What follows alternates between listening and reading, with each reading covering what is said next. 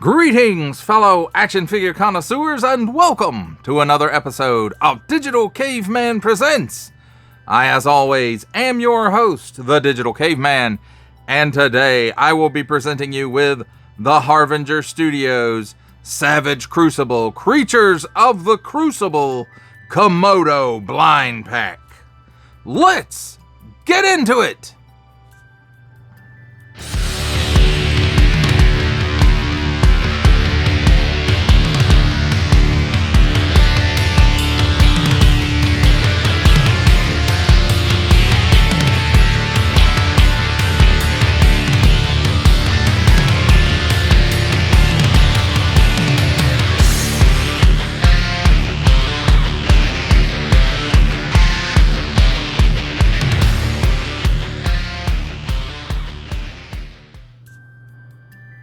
Let's begin with a look at the packaging. And here we have some nice line art on here. One of those symbols. Carnivorous and venomous. And boy, does he look like it. Creatures of the Crucible. And on this side, it says Komodo. And it's got some nice line drawings in the background there of bone parts where this guy's been eating. Flip it back over. Warning, don't stick things in your pie hole if they do not belong there, in any language pie hole that is. And don't give it to babies. Harvinger Studios, there's their address if you want to write them a letter, or their website. You can just send them an email. Small fine legalese print. Hey, warm the stuff up. Barcode made in China. And please note the joints can become stiff and all that good stuff. So yes, please, if you're having any problems, heat them up. And there's some information right there on Komodo dragons, and there's a QR code if you dare to scan it. On this side, Harvinger Studios, and on this side, Savage Crucible. Survive, conquer, and collect. And I think that's all of it. The whole packaging. Ooh. Let's take a look at the figure, and well, in this case, the figure is also kind of an accessory. But this is the Emberback Ravager. And this is the most common of the Komodos in the Savage Crucible lore and blind pack, so that makes sense. So,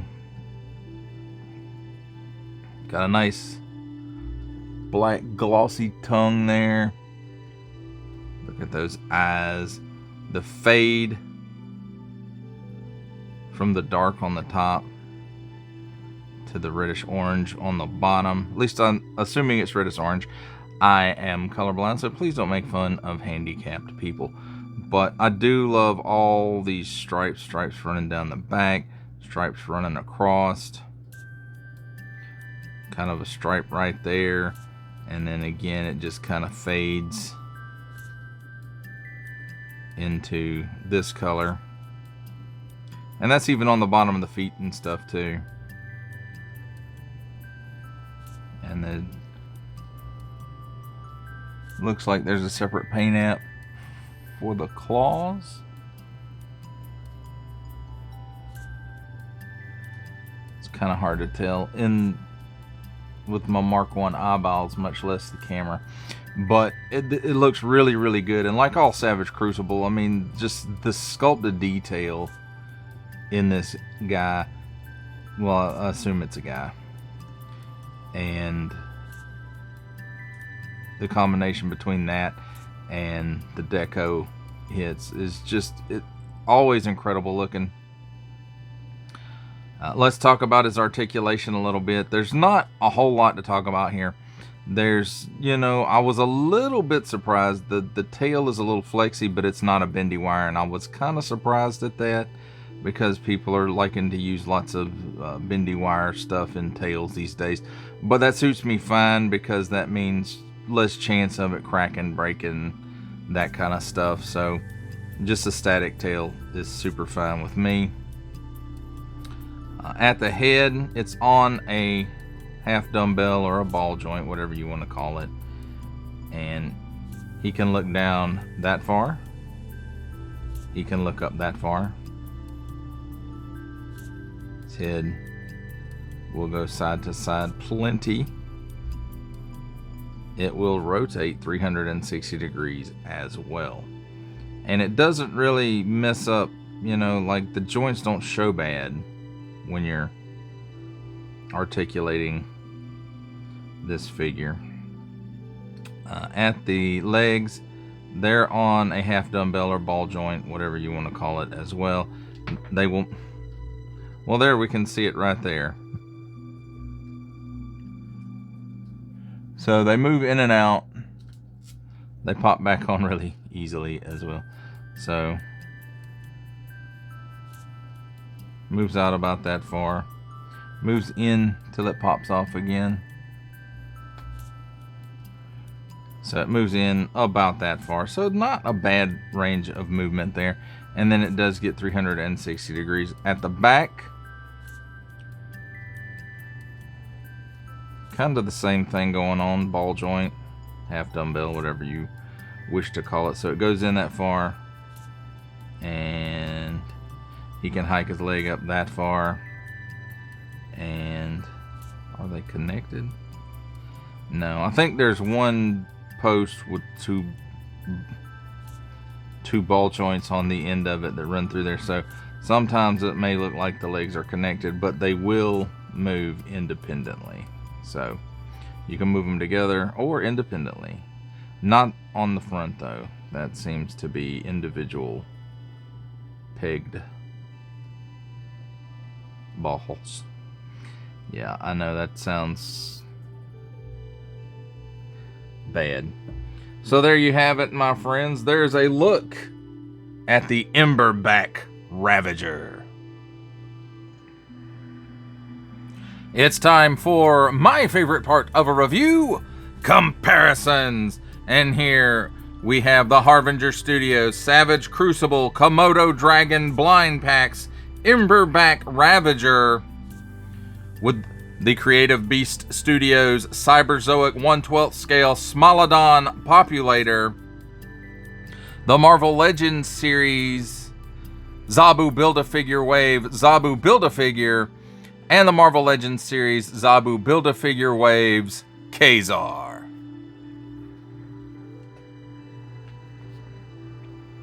Here we have Harvinger Studios Savage Crucible Komodo Dragon Blind Boxes Emberback Ravager with the Four Horsemen Studios Mythic Legions Legendary Barbarian, Boss Fight Studios Epic Hacks Red Sonja, and X-Ray Studios Combatants Fight for Glory Gold Hilder.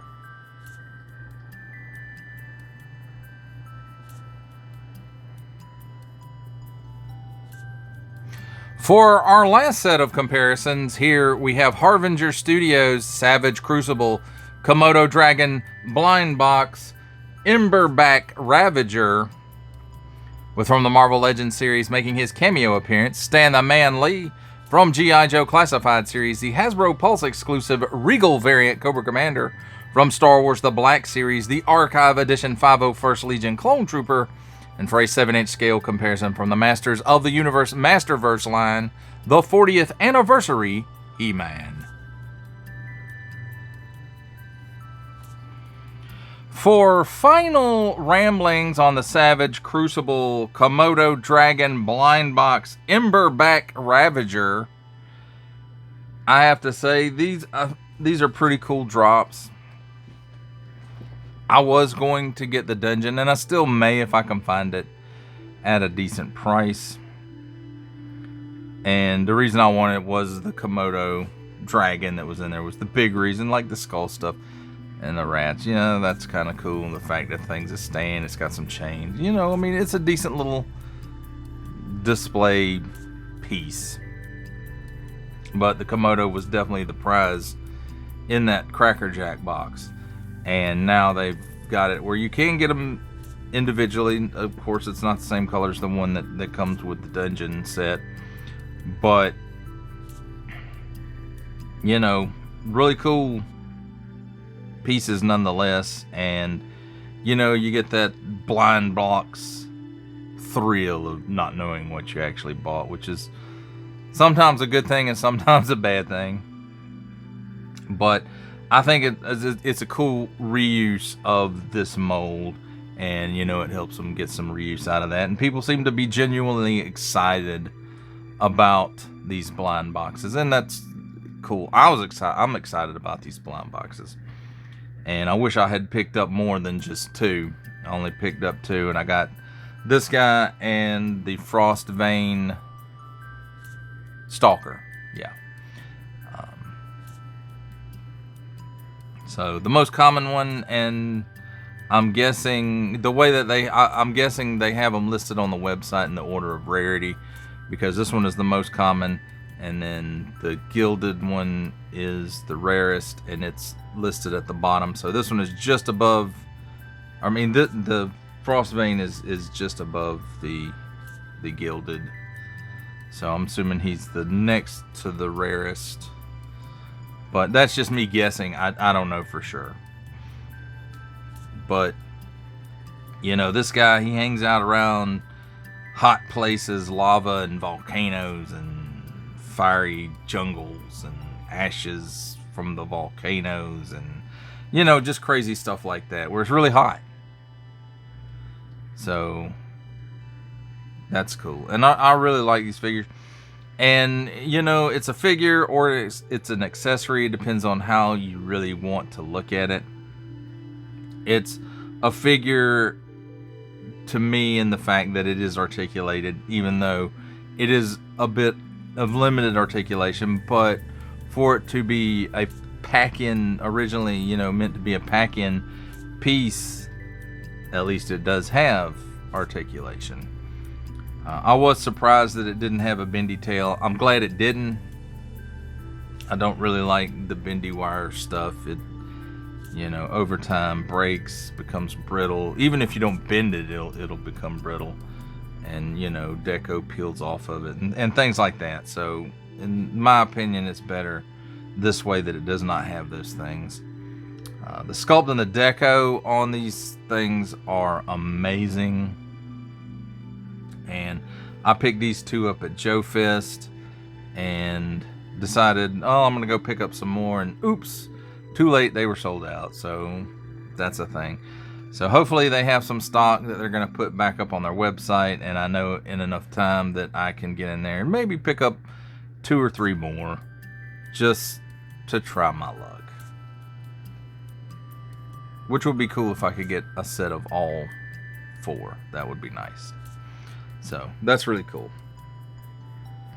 Well, that does it for the review. I hope you enjoyed it. I enjoyed making it. Only support from viewers like you make this programming possible.